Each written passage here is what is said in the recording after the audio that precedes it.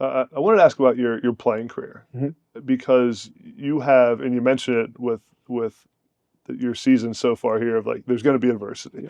And you had adversity in your playing career with having to retire earlier, probably sooner than you wanted to, due to the heart issue.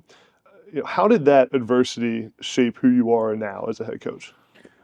Well, I think if we all think about over the course of our lives, maybe not when we're young because you have your parents there to help you Hmm. through challenges, but as you think about when you're on your own, right, starting in college, adversity is a part of life, Hmm. right? And being on your own and going through adversity teaches you how to be self-sufficient. Yeah. And I think as I look back in my life, and once you get into college, learning how to expecting to walk into Ohio State at that time and being a starter versus Hmm.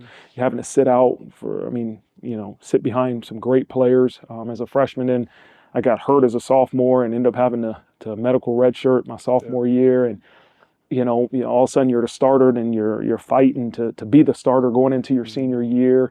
Like those are things that college teaches you, right? Adversity teaches you. And then, you get drafted to the NFL. Nobody gets drafted as early as they think unless you're the first pick. Yeah. I often say Yeah. that the second pick thinks they can be the first pick, Yeah. right? And so everybody has to wait. And so I was a fifth round draft pick, and but when you receive that call, it's as much pain as it Hmm. is to wait for that call. When you receive that call, it's a dream come true, and then you got to go to work. Then I was cut from the Chicago Bears after training camp, and that's another blow. And guess what? You figure life out, Yeah. and you go and I'm finished with the Texans, and I'll never forget when Jim Tressel said, "Hey, play football as long as you can. At some point, the NFL will tell you no more."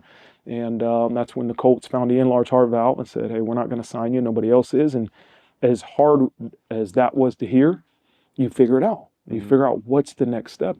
But those were valuable lessons I learned in college: how to be self-sufficient, how to overcome adversity, and that's no different than when you become a head coach and you lose your Yeah. first game. We're playing in the Fiesta Bowl versus Oklahoma State, Yeah. and we're up 21 points in the first half, and end up losing that game. And it's like that's life. That is Yeah. life. But that's why I think college is so important because that's how you learn to become self-sufficient because you don't have mom and Yeah. dad there to help you anymore. You have coaches, but you have yourself to really figure out how to handle adversity. Yeah. Well, one of my favorite things with adversity is you in the moment, like when you had to retire from the NFL, you probably felt like that was a really bad thing to Mm-hmm. happen to you. You're like, Mm-hmm. how's this happen to me? I've had moments in my having to retire from football myself, but then 5 years later, 10 years later, you look back at it, it actually was a really good thing. Like, Amen. would you be the head coach in Notre Dame right now Right.